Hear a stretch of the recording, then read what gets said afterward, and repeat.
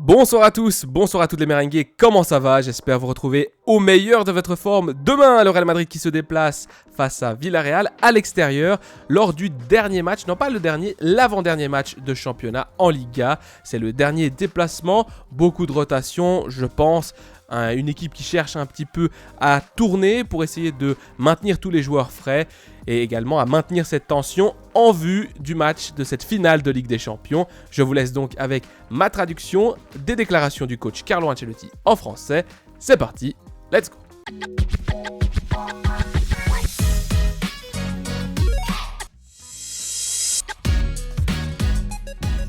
Question numéro 1. Demain, le Real Madrid affronte une équipe de Villarreal très exigeante qui joue sa place dans les compétitions européennes. Comment l'équipe aborde-t-elle le match de demain? Je vous en remercie. Carlo répond, nous abordons ce match comme une préparation à ce qui doit être le match du 1er juin. Nous nous déplaçons donc avec l'ensemble de l'équipe. C'est un match important pour nous mettre dans le rythme de la compétition, pour avoir une bonne attitude, une bonne dynamique dans le match. Je sais que Villarreal a beaucoup d'enjeux dans cette rencontre et nous avons l'objectif de maintenir la bonne dynamique que nous avons eue ces derniers temps. Question numéro 2. Il y a quelques temps, vous avez dit une phrase qui m'est restée en mémoire, qui disait plus ou moins que lorsque vous pouviez dire la vérité, vous la disiez et que lorsque vous ne le pouviez pas, vous vous taisiez. Xavi Hernandez a eu des problèmes cette semaine pour avoir été trop honnête sur la situation économique de Barcelone. Pensez-vous que dans des clubs comme Madrid ou Barcelone, dire la vérité dans de telles situations peut vous coûter votre emploi?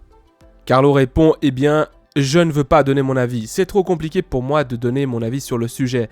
La seule chose que je peux dire, c'est que j'ai beaucoup de respect pour Xavi en tant que personne, d'abord en tant que personne et ensuite en tant qu'entraîneur. Je pense que le travail qu'il a fait depuis qu'il est arrivé à Barcelone a été, à mon avis, un très bon travail. Je lui souhaite donc le meilleur pour l'avenir. Numéro 3, je voulais encore vous poser une question sur les gardiens de but. Les gardiens s'améliorent, ils travaillent ensemble. Est-ce que cela dissipe chez vous les doutes pour le reste de la saison?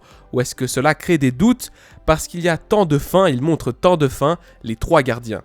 Carlo répond, non, nous n'avons aucun doute. Je n'ai aucun doute sur ce que je dois faire jusqu'au 1er juin. C'est essayer de préparer tout le groupe et tous les joueurs au mieux de mes capacités et ensuite prendre les bonnes décisions pour essayer de gagner le match. Des doutes? Non. Nous n'en avons pas. Nous avons eu 7 semaines pour nous reposer. Maintenant, nous avons 2 semaines pour nous préparer pour que l'équipe soit prête pour la finale. Question numéro 4. Il est encore difficile d'imaginer un Real Madrid sans Modric et Kroos, mais la vie est ainsi faite. On a beaucoup parlé de l'avenir des deux joueurs et ces derniers jours, il pourrait y avoir du nouveau en ce qui concerne Modric, qui semble vouloir rester dans le rôle qu'il occupe. Je voulais vous demander s'il y a du nouveau et ce que vous en pensez. Si vous pensez qu'ils peuvent tous les deux continuer, êtes-vous plutôt optimiste ou pessimiste? Carlo répond, je suis toujours optimiste. Ce que je pense, je vous l'ai déjà dit.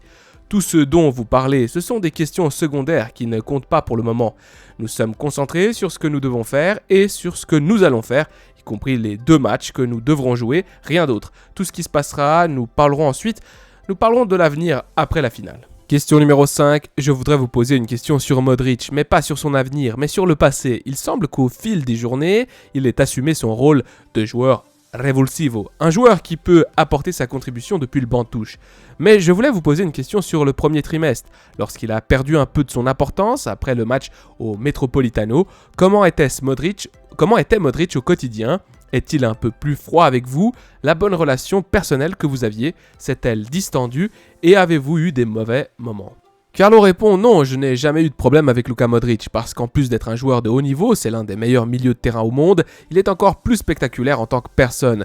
Je n'ai donc jamais eu de problème avec lui, et il n'en a jamais eu avec moi.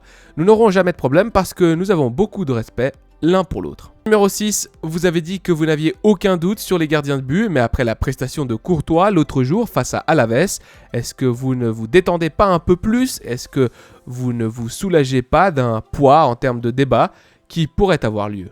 Carlo répond, pour moi il n'y a pas de débat, comme je l'ai dit, je l'ai très bien expliqué, les doutes que vous pouvez avoir, c'est ce qui se passe réellement en fait, à savoir que Lunin a réalisé une saison fantastique qui nous a beaucoup aidé à atteindre cette finale de Ligue des Champions et que Courtois, lui, redevient ce qu'il était auparavant, le meilleur au monde. Numéro 7, en début de saison, on a toujours parlé de la transition à effectuer, notamment entre les jeunes et les vétérans, et l'exemple de Kroos et Modric.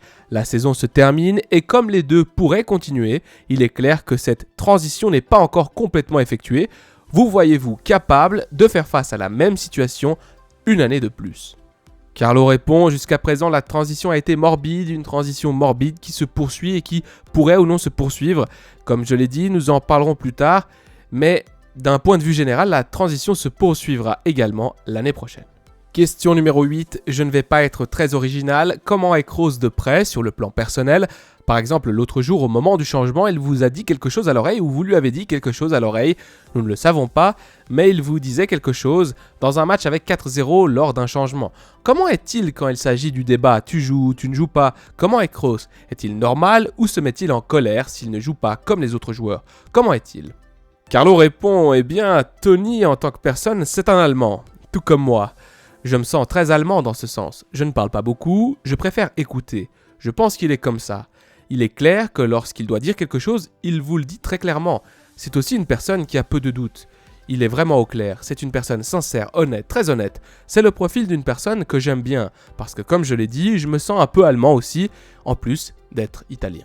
Question numéro 9. Vous avez décrit le match comme une préparation, mais je ne sais pas si vous avez dû parler aux joueurs pour que la tension ne soit pas trop basse. Car quand on se détend trop, on peut se blesser ou avoir des ennuis parce qu'on n'est pas à 100% et qu'on a trop la tête dans la finale. Je ne sais pas si c'est un travail que vous avez eu à faire.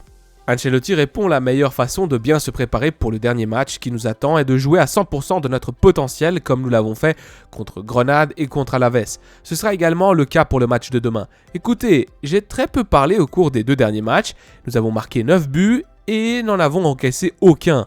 Je pense donc parler encore moins parce que l'affaire se passe très bien. Question numéro 10. L'autre jour, vous avez déclaré que Militao n'était pas encore prêt à être titulaire si la finale avait lieu maintenant. La possibilité qu'il soit titulaire en finale de Ligue des Champions vous effleure-t-elle l'esprit ?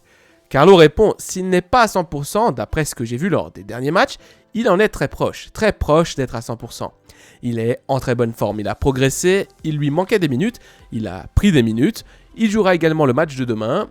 Je le vois très proche de son meilleur niveau, donc évidemment, c'est une option que nous avons qu'il puisse jouer. Dernière question de cette conférence de presse, question numéro 11. L'autre jour, vous nous avez dit que Lunin allait jouer un match et que Courtois allait en jouer un autre.